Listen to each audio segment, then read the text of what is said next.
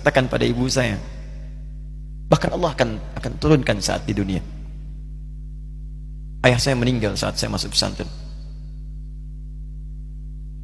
dan baiknya saya rasakan luar biasa.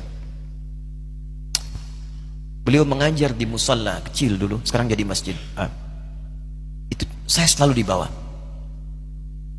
Beliau mengajar, saya tidur. Sekarang gantian, saya mengajar, beliau tidur. Dan kadang dipangku, gendong sampai pulang. Saya pernah sengaja pura-pura tidur untuk ingin tahu apa yang dikerjakan ayah saya di jalan. Jaga betul supaya nggak bangun.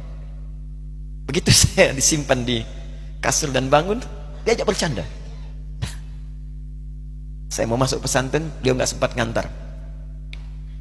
Saya bertemu, beliau menangis, peluk saya, minta maaf, nggak bisa ngantar ke pesantren. Saya belum mengerti apapun saat itu. Saya bertekad, insya Allah saya belajar dengan sungguh-sungguh. Sepekan, 2 pekan saya dapat panggilan pulang. Saya tanya pada kakak saya yang ikut, sekarang ada di sini, di mana ayah? Beliau nggak jawab.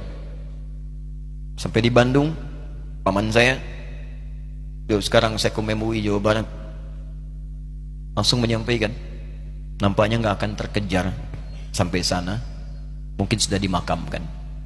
Saya ngerti, paham saat itu bahwa beliau telah wafat. Maka saya pulang. Maghrib saya sampai, saya dapati ibu di ruangan tengah.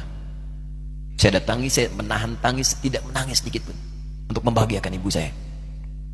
Saya datang, saya peluk, saya temani tidurnya. Itu pertemuan saya dengan ayah saya terakhir di mimpi. Saya bermimpi melihat sudah pakai kemeja, tersenyum, mendadahi saya. Sudah. Besoknya saya cari ke kamar, ternyata Allahu Akbar, apa yang selama ini saya pelajari di pesantren, kitabnya sudah ada di kamar semua, sudah disiapkan.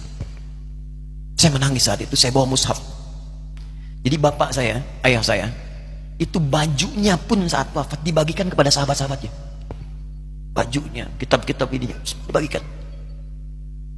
Ibu saya menunjukkan kemudian ada jam yang nanti nak pakai. Saya bilang, simpanlah. Saya bawa mushaf.